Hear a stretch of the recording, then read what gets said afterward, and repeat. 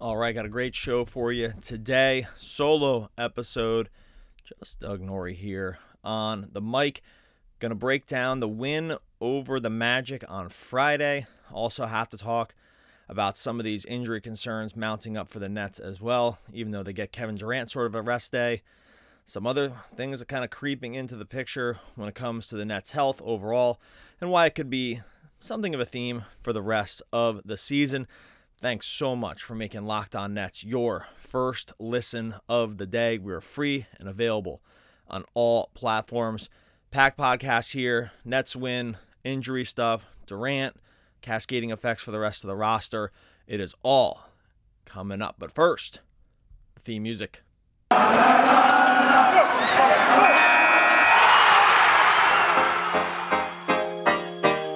You are Locked On Nets, your daily Brooklyn Nets podcast. Part of the Locked On Podcast Network, your team every day.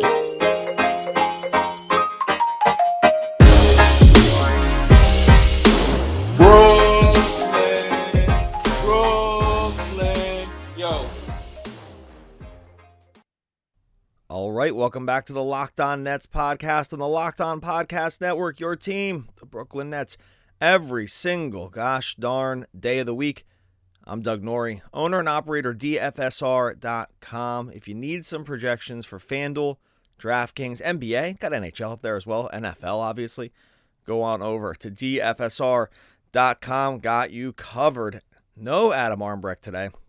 Recording this on Sunday. He had some weekend plans that involved a bridal thing or a bachelor thing or who even knows. So he's not here in the old proverbial studio today. But that's all right. Plenty to talk about in Nets world. Some good stuff, some not so great stuff for the Nets. I almost jumped on and did an emergency podcast following Friday night's game against the Magic. It was a win, but there was almost so much to talk about in this one that it felt like, we don't typically record for Saturday podcasts. Got to take the weekend off every once in a while, but there was so much happening in this game between how, no Durant and Harden kind of having to take over the whole team, some injury stuff we need to get into, a huge comeback against Orlando. There was a lot going on that I think, almost warranted a sort of emergency podcast for Saturday, because this is a game. Okay, well, so we'll start with Harden and Durant. So on last week's Friday podcast, we talked about how the minutes on these guys was not getting out of control, but probably warranted some monitoring in the short term, just so we didn't start going crazy in terms of usage and load early on in the season in games that are important but not critical for where the Nets trajectory is, right? So a Friday night game against Orlando, 17th game of the season, is not one that you want to sometimes, or anytime really, expend max energy for, because it's Orlando. They're 4-12. They're a team in rebuild mode. The game's at home. And so for Brooklyn, and so you think to yourself, well, this would be a nice one to get out of without having to expend too much energy, right? And then almost right away on Friday, we hear, okay, Kevin Durant is going to sit out the game. They're claiming the shoulder injury. I think it's probably that / a nice time on the back-to-back to have him get out and not have to play too much, right? So, play at all.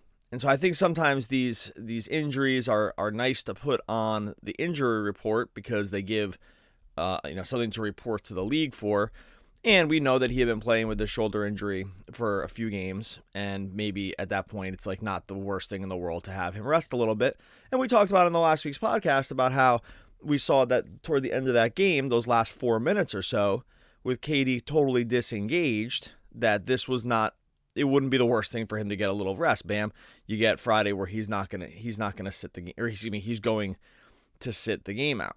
So that's great. So he gets a rest. It looks like he's going to be back for the next game. No one seems to think that this is going to be a lingering issue. But then on the flip side, you get this game against the Magic with Harden, who ends up going out and playing 41 minutes of sort of like max effort basketball, because now the load is really fully on him. When you lose Kevin Durant and then you replace him with, DeAndre Bembry in the lineup, and Bembry's been, a nice player for the Nets. No one would ever think that's anything more than or less than a massive monumental downgrade. To go from Kevin Durant to just about anybody in the league is a huge downgrade. So now all of a sudden it falls on Harden to play these sort of really high leverage, high intensity minutes, and he plays nearly the whole game because it's necessity at this point for the Nets. That they're so, and we'll get into some more of the injuries, but they're so thin at this one against Orlando that now Harden has to really, really kind of ramp up and do everything for the team. Now for Harden, that's been sort of his calling card for his career, is that it kind of flipped when he got to Brooklyn, that he is the one that can kind of take the load on himself. We saw him for an entire career worth of basketball, basically in Houston, where he had the ball, an inordinate amount of time, that he was required to do almost everything for their offense. And when he gets to Brooklyn, it becomes a little different. He's able to share the ball, and he shows he's a really willing passer, and he has other superstars that can do this with him. But this game kind of got back to that old version of Harden in some way, right? 25 shots, 41 minutes, took 13 threes, super inefficient from 3 for 13. But does end up with 36 points, 10 rebounds, 8 assists. And like I said, and a bunch of defensive stats too. He was really engaged on the defensive end, especially as they made this sort of second half run that we'll get to in a second. But just to talk about this minutes thing that we talk, and then I'll get into a little bit more about the game, some other things that we saw. But just to talk a little bit more about this this minute piece is, it's great. You do this with one thing for Durant, awesome. He gets to sit out, he gets the rest. The way the schedule works out, it ends up being like a 4-day rest, which is nice because they don't play it all over the weekend. And then on the other side, you get this game from Harden, where we're gonna have to log these minutes as something that to maybe continue to be concerned about going forward. So I think it's a little different for Harden than is Durant. Their games are predicated in slightly different ways. I think, you want to say Harden's used to this style of basketball for himself. I think that's in part true, that he's done this sort of high minutes, high usage, a lot of physicality, especially when he's getting to the basket. He got fouled a ton in this game. He went to the line 20 times. So, because I said the 25 shots, but I left off the part where the 20 free throw attempts, the usage in this game for him was just completely nuts. So, and plus he had the 6 turnovers, and the usage gets counted in that too. So, this guy really just did just about everything for the Nets, relatively speaking, on Friday. They get the win. So it's one of these things we say, okay, that's great. We got Durant some rest. We got the win. They took a little bit, it was a little bit harder than I think anyone wanted it to be. But you still have to look at the Harden game and say, okay, we got halfway there with this. We're halfway with the overworking on the minutes. Durant gets the rest, but Harden has to go out there and kind of just literally do everything for the team for an entire game. And that's another thing that can end up catching up with you. So I think it's still something to monitor. I do think Durant will be back for Monday's game. All signs are pointing that was just going to be a 1-game rest. Harden still looked healthy, so you're still fine with it. I'm just saying that as we get to the middle and then the end of the season, and we're starting to count back on all these minutes and the usage, and how the hits that he takes over the course of a year, I don't think we'll go back and use the Orlando game as a referendum on something that happened, but it will end up going into the ledger as a lot of minutes for one game for a guy who now continues to play just about the most minutes in the league. Want to talk more about this game, more about injury concerns for the Nets, obviously, as some more stuff has now creeped back up into their world when it comes to injury. First, got to talk to you about our friends over at Prize Picks. If you're into the DFS game, mentioned at the beginning, some of these DFS operators, sometimes you're dealing with salary caps, you're dealing with a bunch of sharks out there that are putting in hundreds, thousands of lineups. It can be really, really hard to deal with, not with Prize Picks. Prize Picks, the best NBA DFS prop game on the market. They have more prop games for NBA than any other DFS operator out there. It's super easy to use. You're basically just picking over-unders on players and stats. So you go in there, and they have a bunch of guys too. So they'll do the superstars like the Hardens, but they're going to have a lot of bench players too. So if you are following NBA like we do and you're really into this, you go over to Prize Picks. It's you against them, over under points, rebounds, assists. You can combine some of those together as well. You pick 2 to 5 players. You go the over under on the projections. You can go up to 10x on any entry, and it's just you versus those projected numbers. You can also mix it between sports. So you maybe go over on something on the NBA and then maybe under on something or some guy with the NFL. That's just how it works. You can use the award-winning Prize Pick apps from both the App Store and in Google Play. Entries can be made in just a minute or less. It's that easy. Prize Pick is safe. It offers super fast withdrawals. Don't hesitate. Check out prizepicks.com. Use the promo code NBA or go to your App Store and download the app today. Prize Picks is daily fantasy made easy. And this probably sounds familiar to you. You got a device you're watching one game live, watching the Nets on one device, but then you're trying to stream your favorite shows on something else. You're watching highlights on something. Maybe you're kind of phoning a friend when it comes to getting the password for another account for the login that you need, that you just can't, you don't really want to go all the way there, but someone like Adam has that username and password for you. You can get rid of all this stuff and stop worrying about it. When you get DirecTV Stream, it brings your live TV and on-demand favorites together like never before. You can watch your favorite sports, movies, shows, all in one place. You're not juggling those devices anymore. Forget about juggling remotes as well. It took me 30 minutes to find one of mine the other night. Had to pay off my kid to find a remote. Stuck in the couch, just like they always are. No more of all that juggling. You get rid of the clutter and the confusion. Get your TV together with DirecTV Stream. You can learn more at directtv.com. That's directtv.com. Compatible device required. Content varies by package.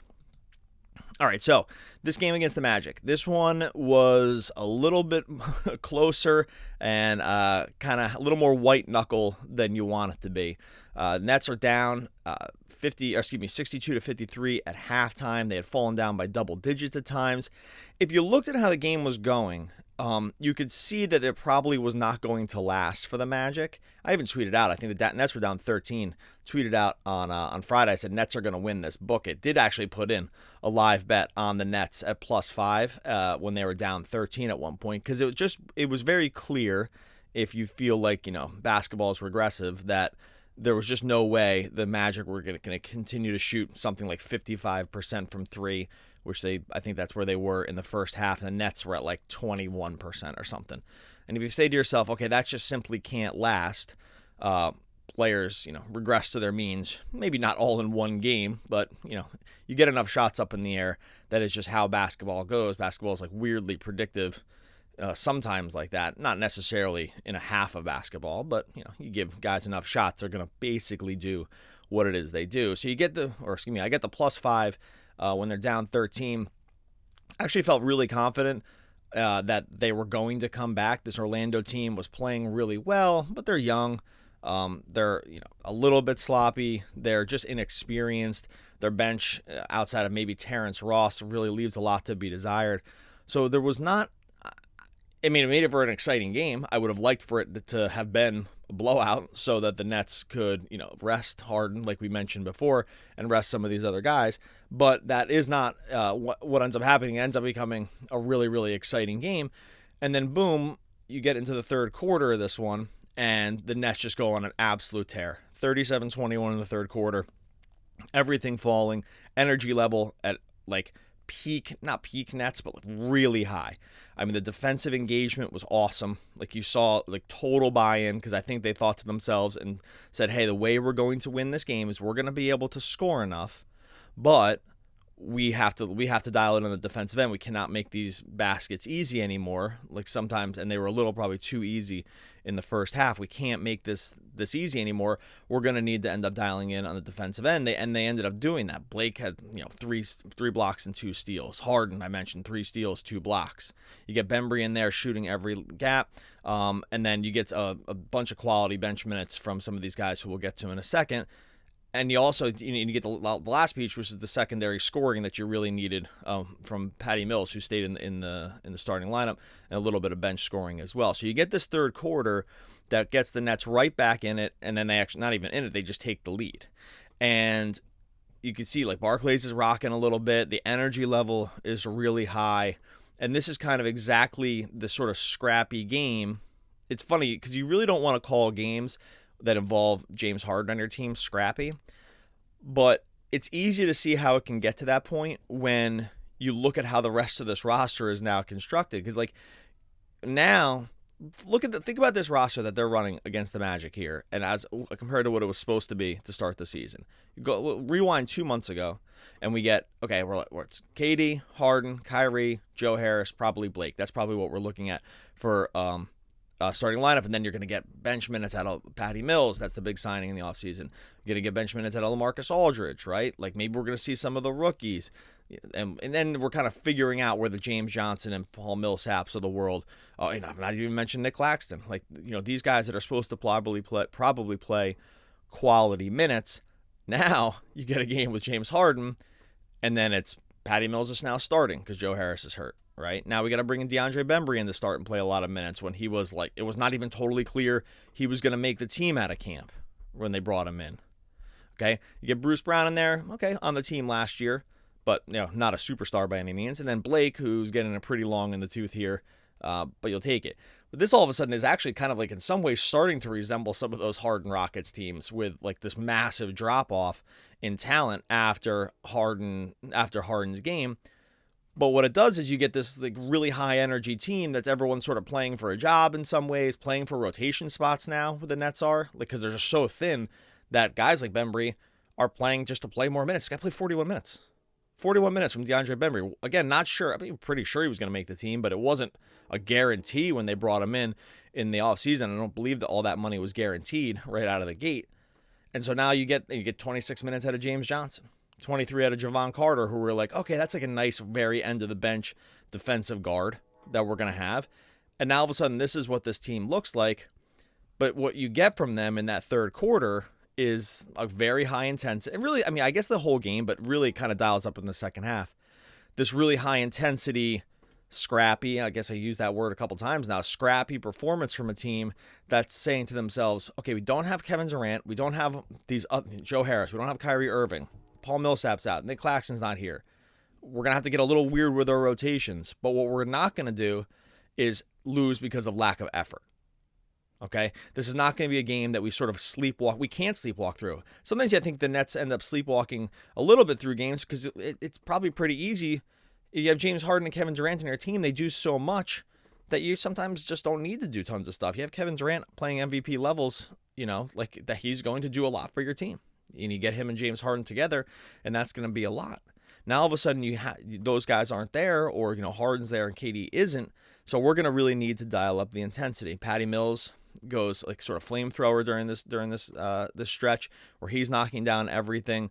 They're dialed up on the defensive end. Energy level is really, really high, and the game kind of swings completely back in favor of the Nets at this point. Okay, they go 37-21 in that third quarter. They still have to. It's still close down the stretch. They only end up winning the game by 2 because really every time you take Harden off the court, it's kind of a problem. Because now there's really just almost no offense. Okay, so it's still problematic and why Harden had to play so many minutes. But really, when you look at that third quarter, where it all switches, you say to yourself, "Hey, this is what happens when a team comes together and just says, hey, James can't do it all. We're going to have to step up here. We're going to have to bring the energy level up. We're going to have to really, really dial things up here because it would be even without Kevin Durant." It would be a pretty embarrassing loss to lose to the Magic at home. I get that this is a dilapidated roster, or dilapidated, like a car, depleted roster. They're really, really thin. They have their end of their bench now are basically the rookies because they're just out of bodies at this point. But even with all that, even knowing that you've lost, 3/5 of your starting lineup right now, and then where you ever want to count Bruce Brown because he gets hurt midway through the game. Like the fact that they're down so many bodies, even with all of these problems that the Nets have sort of injury-wise or just player personnel-wise, to lose a game to the Magic at home would be a bad loss, even with all those things considered. And we don't have to talk about it because they didn't do it, but I think that this is why you see the energy level dial up for that third period, because you come out of the locker room and say, hey, this is got a little scary here. We were down double digits plus to the Magic.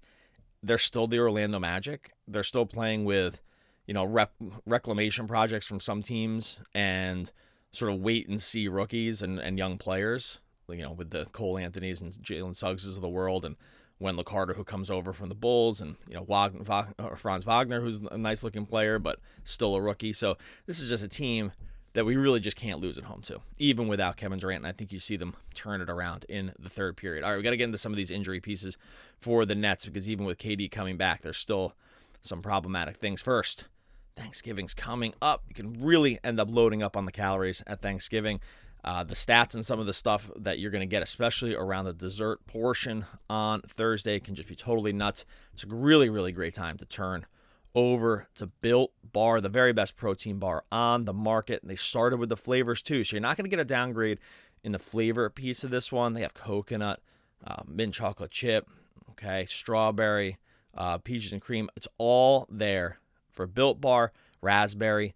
And then you're not going to deal with some of the bad stats you're going to get from something like a slice of pie. If you just swap it out for a Built Bar, you'll be good to go. A slice of pie, it's upwards of 300 calories. That can be on the low end, not Built Bar. The stats match up here. Only 130 calories, just 4 grams of sugar, plenty of protein in there, low calorie, low carb, low fat, high protein, 100% covered in chocolate. Built Bar is a great option for when you're hungry, and maybe you don't have to wait till Thanksgiving. Go and get a Built Bar today. Perfect for a snack on the go if you're looking to keep the energy level up and the calories down. Go to Built.com. Use the promo code LOCKED15.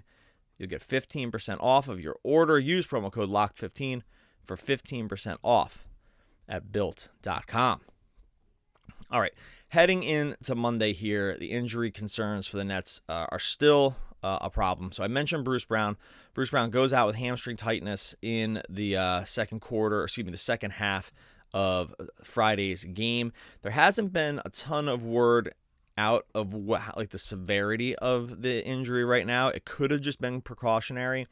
We also know that hamstrings can be super finicky because they're your hamstring, soft tissue. We saw Harden deal with this. It kind of messed him up for a while at the end of the season, cost him basically the end of the season in the playoffs. He was out there, but he was kind of a shell of himself because it's very difficult to move. They're super easy to re-injure, and I'm just not sure where we are with Bruce Brown's injury. It'll be telling when we get the injury report coming in to Monday about sort of where he lands this game against Cleveland, who's got injury issues of their own. We saw them with a depleted roster as well. That could be the case for them also. So we'll have to see about Bruce Brown. Paul Millsap's still out for personal reasons. They've said it's a family issue. It's not injury related. There's no word on that. He's questionable for Monday, so he could return.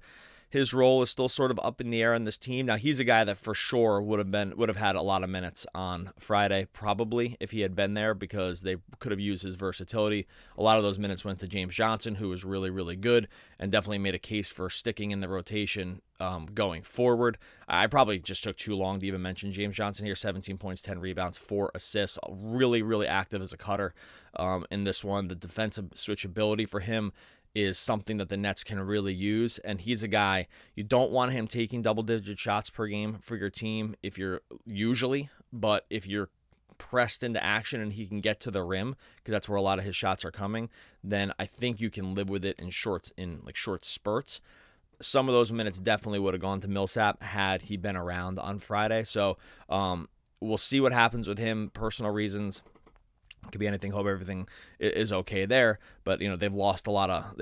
This is not what you thought you were getting out of Paul Millsap when they brought him in the offseason. So got the Bruce Brown hamstring. Got Paul Millsap dealing with whatever is dealing with him in his personal life. Hope everything's okay. Then we get another word that Nick Claxton's still going to be out a couple more weeks. That's the latest thing that came in over the weekend with Claxton, where he was sick, and I don't know if it's been totally reported about what his sickness was, but it wasn't COVID. But I'm pretty sure it wasn't COVID. But he's been out for a long time now. I think this has gone on for way longer than anyone thought he was going to. He's been at the games, so he's been in street clothes going to the games. The couple of weeks piece was about conditioning. So If he just hasn't been able to play, there's been no basketball activity at all for him, and likely there hasn't with being sick, we are still looking at many more games without Nick Claxton. So you can just see how this list continues to grow, especially if they're going to lose Bruce Brown here, where you just, now this is, dealing with a lot of injuries and having to have a lot of guys step up. Like I said, I think we see Kevin Durant back for this one, so in good shape there, and that, obviously bolsters so much of what everyone else can do, because everyone else is called on to do less. But the injuries sort of are and have been piling up for the Nets, or just lack of availability. So if you don't count Millsaps as an injury, but personal reasons, okay, sometimes it doesn't matter. Not being there is just not being there. Like, that's, if you can't play, sometimes it kind of doesn't matter what the reason is. And we mentioned Kyrie Irving here with this. It's like, he's not hurt, but he's just not available. So at some point, you're kind of talking about the same thing. If the guy can't be on the team, then he can't be on the team, and you're not getting any of the minutes out of him. And I think, sometimes we've been too sort of blasé around Irving not being on the team, but when you lose him to start, the cascading effect of everyone else having to do more, and you just losing those minutes builds up, and it just sort of builds up and builds up and builds up. And now we have no Kyrie, no Joe Harris, who's questionable for this one too with the ankle injury.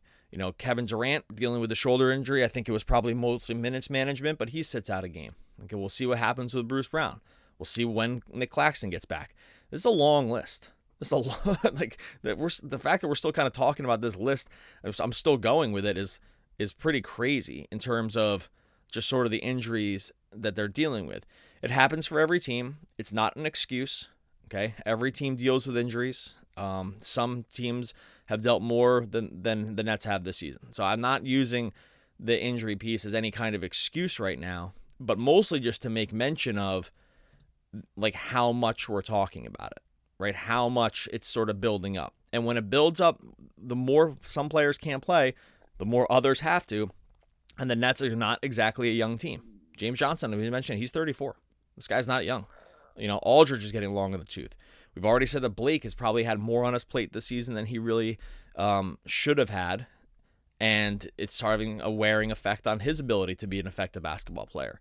So even sometimes when you're not injured, one, you increase your injury risk, especially when you're older, by having to play more than you probably should be. But two, you just have this downgrading effect of, playing more minutes is going to mean, the minutes get less quality the more you have to go. It's like a pitcher going longer into a baseball game, right? Like, it just, at some point, when you're at the 100 pitch mark, your pitches just aren't going to sometimes have the same effect. Or worse, you start to play through fatigue, and that's when you actually really get injured also. And so I think this is just going to be a theme for the Nets this whole season. We talked about it in terms of Kevin Durant and James Harden on Friday, but you just heard the list. This is a long list of injuries that they have at this point, and it's probably something that's likely to not correct itself for the course of the season. I think this is going to be a theme with the Brooklyn Nets this year. It just makes sense based on the age, the amount of miles some of these guys just already have on their legs, or just their bodies in general, that we are just probably going to see a situation where this is something that we talk about a lot. I hope they can manage it. I think it's not the end of the world, but if you think that, if you're the person that says, hey, they just got to get healthy and we'll be okay, I don't know if full health is really walking back through the door. Okay, we're going to get out of here. Thanks so much again for making Locked On Nets your first listen. We're free and available on all platforms. Also over on YouTube, this episode and more streaming over on the Locked On Nets YouTube channel. I will put that link in the show notes. Adam usually gives a quote to get out of here. I'm going to leave the poetry to him and just say we will be back again tomorrow talking more Brooklyn Nets basketball.